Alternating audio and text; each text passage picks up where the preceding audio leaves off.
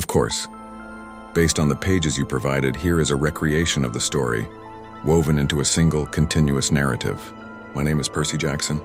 I'm 12 years old, and until a few months ago, I was a boarding student at Yancey Academy, a private school in upstate New York for troubled kids.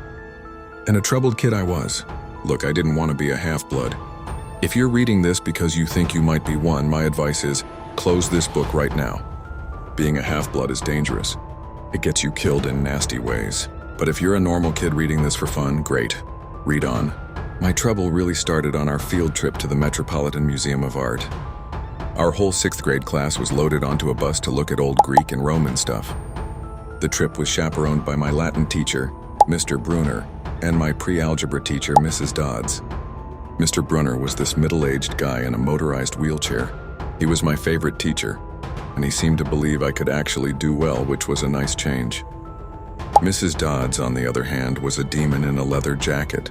From the first day, she'd decided I was spawn of the devil, and loved pointing her crooked finger at me. Inside the museum, Mr. Brunner gathered us around a 4-meter-tall stone grave marker, a stele for a girl about our age. He started telling us about the carvings, which showed the Titan Kronos eating his children. And he didn't trust his kids, right? I found myself saying, so Kronos ate them. But his wife hid baby Zeus and gave Kronos a rock to eat instead.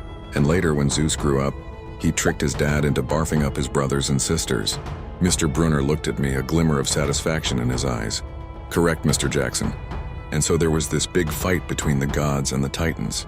Behind me, Nancy Boboffet, a freckly-faced kleptomaniac who enjoyed making my life miserable, snickered to a friend, like we're going to use this in real life. I felt my face flush.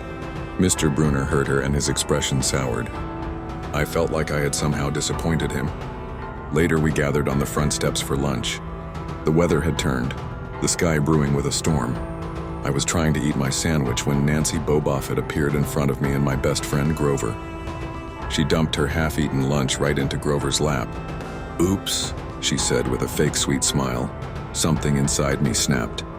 I don't remember touching her, but the next thing I knew, Nancy was sitting on her butt in the fountain, soaking wet, screaming, "Percy pushed me." Mrs. Dodds materialized at her side instantly. "Now, honey," she said to me, her voice deathly calm, "come with me." She led me back into the museum, into the empty Greek and Roman gallery. Except for us, the gallery was no longer empty. A weird noise rumbled in Mrs. Dodds' throat. Her eyes began to glow like barbecue coals. Her fingers stretched into talons and leathery wings erupted from her back. She was a monster, snarling at me from in front of a big marble frieze of the Greek gods. "You've been giving us problems, honey," she hissed. "Did you really think you would get away with it?" Then the weirdest thing happened. Mr. Brunner wheeled his chair into the doorway of the gallery.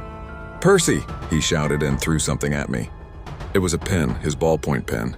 But the moment I caught it, it wasn't a pen anymore. It was a heavy, perfectly balanced bronze sword with a leather-wrapped hilt. The monster lunged. Absolute terror ran through my body, but I did the only thing that came naturally. I swung the sword. The blade hit her shoulder and passed clean through her body as if she were made of water.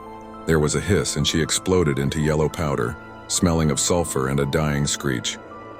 Then she was just gone. I was alone, a ballpoint pen back in my hand. I went back outside, my hand still trembling. Grover was sitting by the fountain. "Where's Mrs. Dodds?" I asked. He looked at me confused. "Who?" "Our teacher." "Duh." Even Nancy, who was still dripping wet, just whined, "I hope Mrs. Kerr whipped your butt." "Mrs. Kerr?" We didn't have a teacher named Mrs. Kerr. I found Mr. Brunner and asked him what happened to Mrs. Dodds. He looked at me with mild concern, his brow furrowed. "Percy, there is no Mrs. Dodds on this trip. As far as I know, there has never been a Mrs. Dodds at Yancey Academy. Are you feeling all right?"